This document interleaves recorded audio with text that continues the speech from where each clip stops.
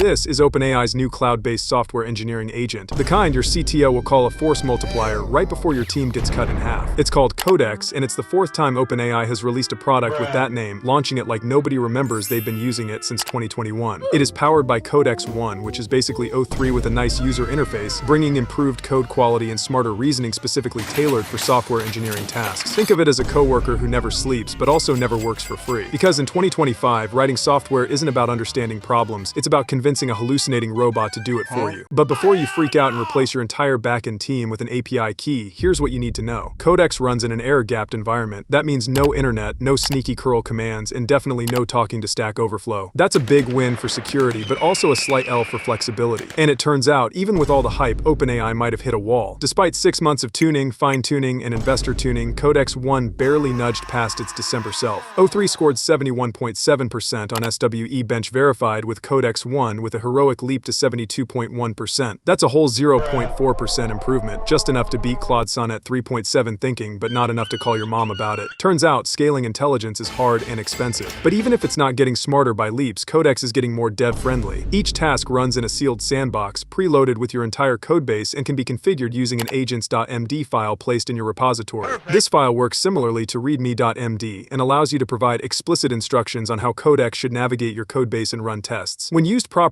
alongside a stable development environment and thorough test setup, it significantly improves the accuracy and usefulness of the Codex agent's output. If you remember, a few weeks ago I uploaded a video on Codex CLI, the terminal-based coding buddy powered by O3 and O4 Mini. Well, OpenAI just dropped a fresh update that makes it faster and smarter. Meet Codex Mini latest. It's optimized for low-latency code editing, fast question and answers, and not crashing your terminal when you ask it to refactor your decade-old Python script. It's smaller, snappier, and surprisingly good at playing nice with your coding style, assuming you have one. On top of that, they finally fixed the onboarding mess. You no longer have to copy API keys like it's 2019. Just sign in with your ChatGPT account, pick your organization, it auto-configures your API keys. But let's not pretend this is the final form. Codex is still in its research preview phase. It can't handle image input, so if you're trying to generate pixel-perfect front-end UIs, you're out of luck. Also, once you delegate a task to the agent, you can't really interrupt or course-correct it mid-process. And because Codex agents run remotely, delegation feels a bit like sending a Slack DM to an intern in a different time zone. It's not slow, but it's definitely not as snappy as you debugging live. That said, this is the early sketch of something much bigger. OpenAI's long game is a developer workflow where you own what you want and offload the rest to AI, like a smart assistant that doesn't burn out or ask for stock options. They're building a full suite of Codex tools to support both real-time collaboration and asynchronous delegation. And honestly, that hybrid workflow, pairing plus delegation, is where everything's headed. Now, a recent study from Microsoft found that top-tier models like Claude 3.7 and O3 Mini still suck at debugging, but investors are still foaming at the mouth because hallucinated code that mostly works is still faster and cheaper than a junior dev Googling Stack Overflow for hours. This is the natural progression of a tech industry so addicted to automation, we're now building tools to replace ourselves. Microsoft's 30% code is AI-generated, Cursor is pulling $300 million